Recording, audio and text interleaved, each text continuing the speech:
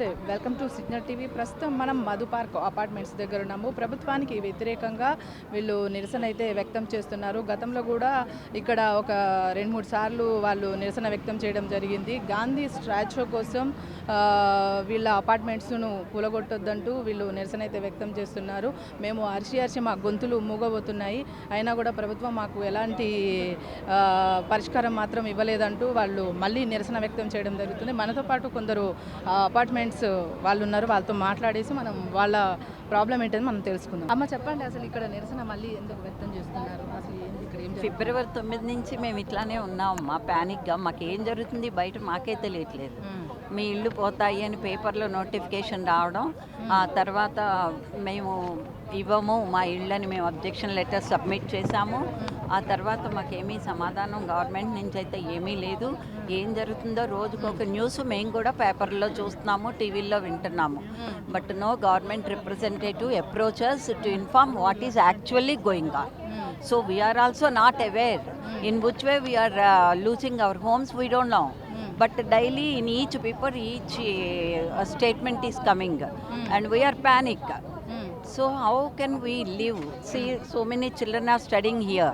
Now this is summer vacation. After that, what is our position? Where they have to go? In which school they have to admit our children? All this we don't know. Next moment మాకేంటి అనేది మాకు తెలియట్లేదు. ఒక్కో రోజు ఒక్కొక్క news. So in which way we are the losers we don't know actually. That is our plea to CM. Honourable CM, please give the clarity and do the justice. మాకేమిటో తెలియట్లేదు. February నుంచి స్టార్ట్ అయింది మనకు. ఇంతవరకు వాళ్ళ నుంచి మాకేం రాలేదు. ఇల్లు పోతున్నాయి అని మా పేపర్లో అట్లా ఇచ్చారు తప్ప వాళ్ళు డైరెక్ట్గా మాకు ఇంకా ఇన్ఫర్మేషన్ ఇవ్వలేదు. కానీ మా ఇల్లు మాకు కావాలి, ఎందుకంటే మేము ఎంత కష్టపడి పైసా కూడా పెట్టుకొని మేము ఇల్లు తీసుకున్నాం. ఇప్పుడు వచ్చి తీసుకుంటా అంటే ఇక్కడ ఎట్లాగా కుదరదు కదా, మాకెంత డబ్బులు ఇది. అందుకని మా ఇల్లు మాకు కావాలని మేము కోరుకుంటున్నాం. ఇక్కడ అన్ని రకాల ఆర్మీ వాళ్ళు ఉన్నారు, పెద్దవాళ్ళం మేము అందరూ ఉన్నాం.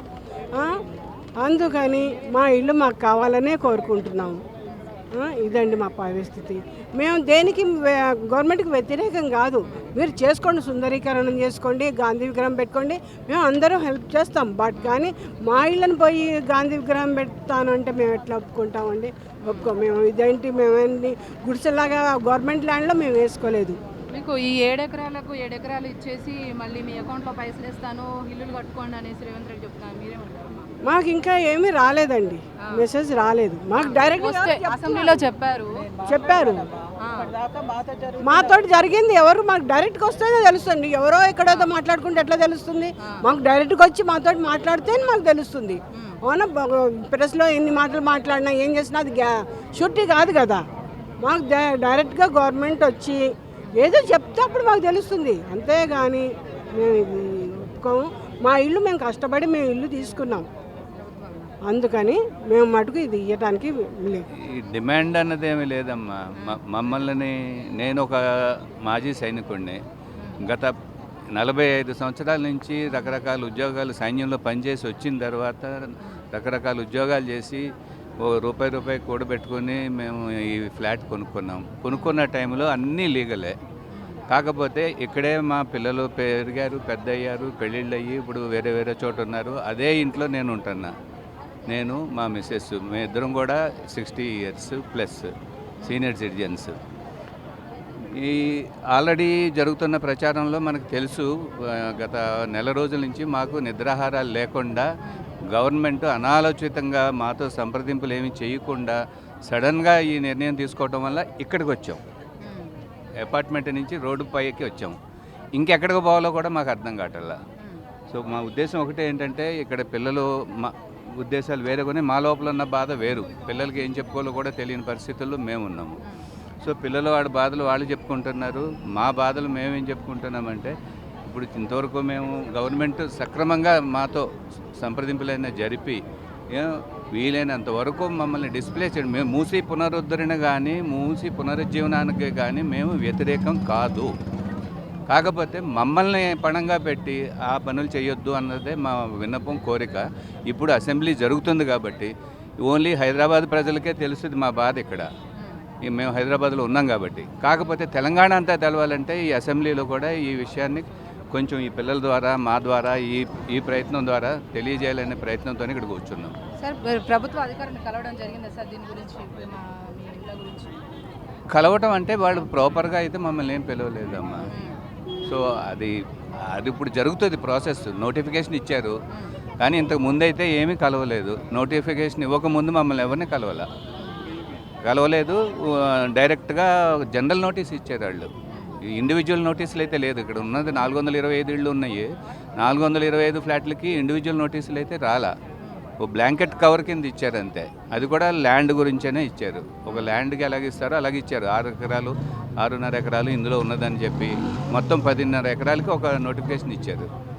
కానీ అందులో మేము 6 ఎకరాల చిల్లర ఉన్నది, దాంట్లో 425 ఫ్యామిలీస్ ఉన్నాం మేము. చెప్పండి సార్, గతంలో కూడా ఇలాంటి నిరసన చేశారు, మళ్ళీ చేస్తున్నారు, ప్రభుత్వం నుంచి ఎలాంటి స్పందన రాలేదు?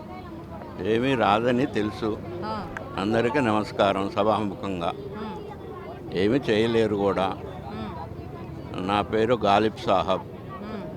అయితే నేను మెడికల్ ప్రాక్టీస్లో ఉన్నాను 1975 నుంచి. కొన్ని వేల లక్షల మందికి వైద్య సదుపాయంగా రూరల్ ఏరియాలో సేవ చేశాను. ఆర్థికంగా బలపడిన వాళ్ళకి పేదవాళ్ళకి కూడా. అయితే స్వతంత్రం వచ్చే ముందు బ్రిటిష్ వాళ్ళు 3 నిర్ణయాల మీద సంతకం పెట్టించారు మన వాళ్ళతో, మహాత్మా గాంధీ, నెహ్రూ వీళ్ళంతా. ఏంటది? మా వైద్యం, మా చదువు, ఆరోగ్యం, తర్వాత మా జీవన ఇది మేము స్వతంత్రంగా చేసుకుంటాము, మీ బరువు లేకుండా మా నెత్తి మీద అని అర్థిస్తే సరే అట్లయితే అని ఇచ్చారు. ఇప్పుడు అవి ఉన్నదే ఊడబీకటం అనేది అన్యాయం. అయినా అంతగా కర్కశంగా ఈ కాంగ్రెస్ ప్రభుత్వం కానీ రేవంత్ రెడ్డి గారు కానీ మనస్సాక్షిని ఒప్పుకోదు, చెయ్యరు కూడా. ఆ నమ్మకము నా మీద ఉన్నది. మీరు కలిసారా సార్, ప్రభుత్వాన్ని కలిసారా? ఇక్కడ ఉన్న వాళ్ళంతా రిప్రజెంటేషన్ వెళ్ళారు, అందరం వెళ్ళలేం కాబట్టి తెలియపరిచాం ఉద్దేశాన్ని. అదే కీలకమైన ఆలోచన ఏమంటే విభీషణుడికి ఆయుష్ ఎక్కడుందో రావణాసురుడికి విభీషణుడు చెబితేనే యుద్ధం గెలిచాడు, రాముడు దేవుడైన. అవునా? తర్వాత ఇంకోటి, సుయోధనుడికి 2 తొడలు ఇంటూలాగా వేస్తేనే ఆయన మరణం అని శ్రీకృష్ణుడు చెప్పాడు. యుద్ధంలో జయం కోసం, మంచి కోసం ఉపయోగపడేది మన భారత భాగవతాలు రాసి పెడితే ఈ తుంగలో దొక్కేటట్టుగా వీళ్ళు చెయ్యరు కూడా. నాకు ఆ ఒపీనియన్ ఉన్నది. 7 ఎకరాలకు 7 ఎకరాలు ఇచ్చేసి మీ అకౌంట్లలో డబ్బు అది పద్ధతే కాదు. అది పద్ధతే కాదు. అర్థమైందా? ఇది వరకు మా ఫ్రెండ్ వాళ్ళ అబ్బాయి తిరుపతిలో పెళ్ళని వెళ్తుంటే, మీరు వింటారో లేదో గమనించండి, పెళ్లి కూతురు పక్కనున్నామే అందంగా ఉందని, అలాంటి అమ్మాయి కావాలని మధ్యలో రైలు దిగి ఇంటికి వచ్చాడు వీడు పెళ్లి కొడుకు. ఒడ్డునుంది, అందంగా ఉంది, లాక్కుంటానంటే అది కుదిరే పని కాదు. ఇవి మీరు ప్రచురించినా కానీ నష్టం లేదు. ఇప్పుడు ఇది మేము ప్రాపర్టీ ట్యాక్స్ కడుతున్నాము, ఇది మా ప్రాపర్టీ, ఇది మేము డొనేట్ చేయట్లేదు కదా. ఇప్పుడు అయినా మీరు అల్లు అర్జున్ని చూసుకున్నా రేవంత్ రెడ్డి కంటే 10 ఏళ్ళు తక్కువ.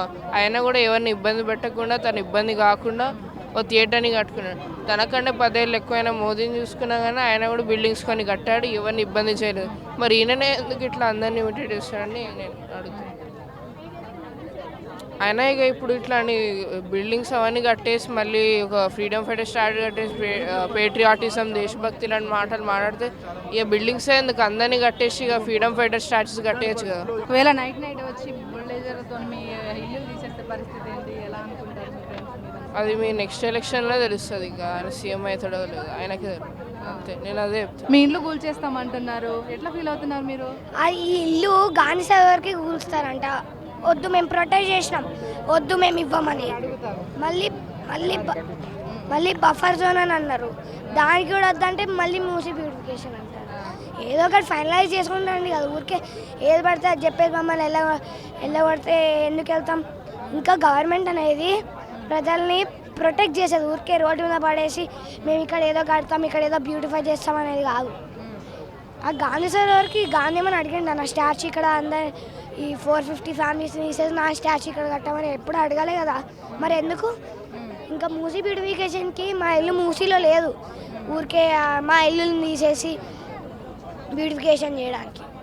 బఫర్ జోన్ అయితే మేము ఈ అపార్ట్మెంట్ ఎప్పుడు కట్టిందో ఆ రూల్స్ ప్రకారం కట్టుకున్నాం. మళ్ళీ ఇప్పుడు రూల్స్ చేంజ్ చేస్తే మేము ఎందుకు వెళ్ళాలి, ఎక్కడికి వెళ్ళాలి? మళ్ళీ ఇట్లాంటిదే రెప్లికా కడతారంటే అది ఎట్లా నమ్ముతారు నాకైతే అర్థం కావట్లేదు. ఎగ్జాక్ట్ రెప్లికా అంటే పక్కనే అంట, ఎట్లా మేము ఎట్లా నమ్ముతాం?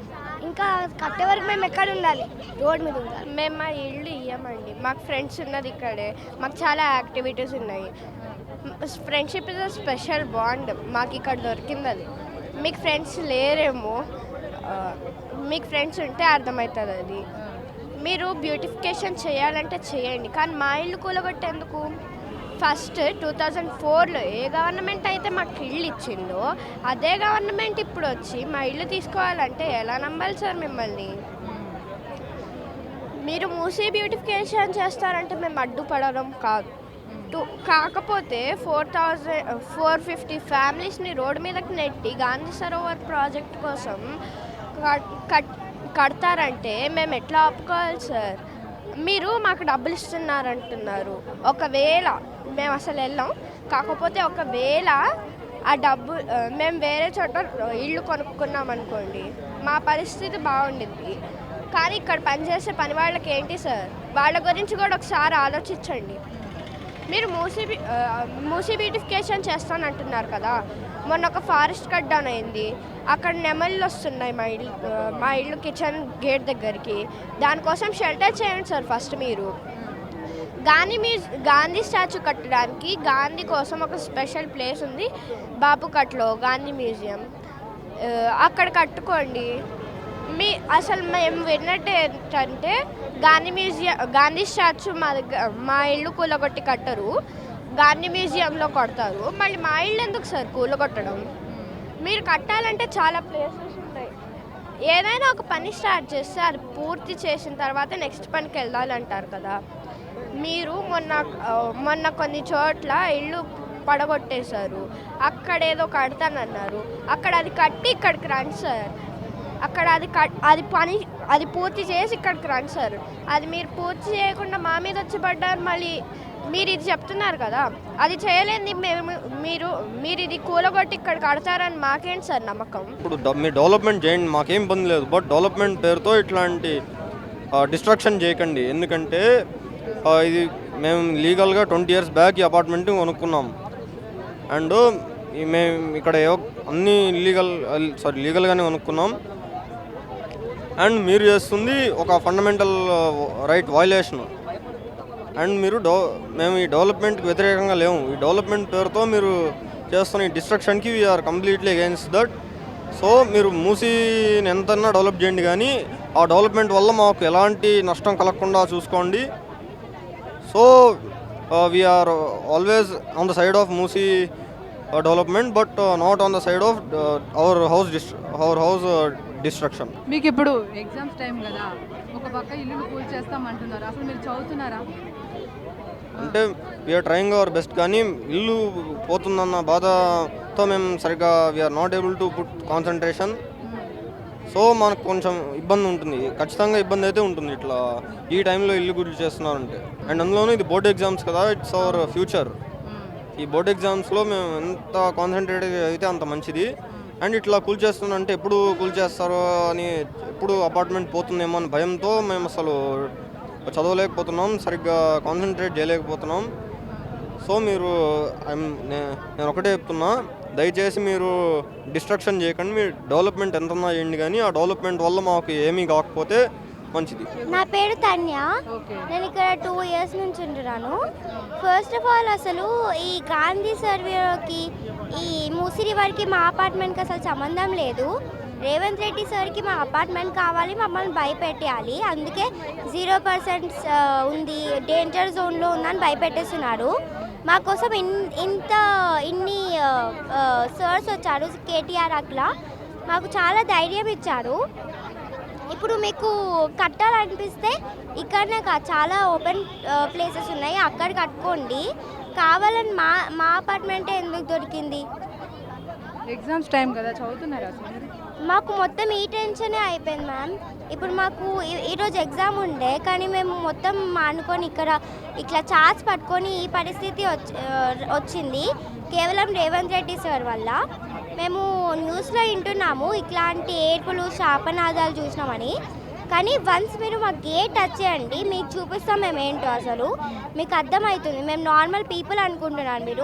మీరు గేట్ టచ్ చేయండి, మేము చూపిస్తాము. సో చూస్తున్నాం కదా, వీళ్ళైతే మా ఇల్లు మేము అసలుకే ఇవ్వము అంటూ వాళ్ళు నిరసన అయితే వ్యక్తం చేస్తున్నారు. గతంలో ఏ ప్రభుత్వం కూడా ఇలాంటి రూల్స్ రెగ్యులేషన్స్ అంటూ ఎలాంటి నోటీసులు కూడా మాకు ఇవ్వలేదు. ఈ గవర్నమెంట్ అయితే మాకు ఎలాంటి నోటీసులు ఇవ్వకుండానే మా ఇల్లు కూల్చేస్తామంటూ మమ్మల్ని కన్నీటి సంద్రంలో ముంచేస్తుంది.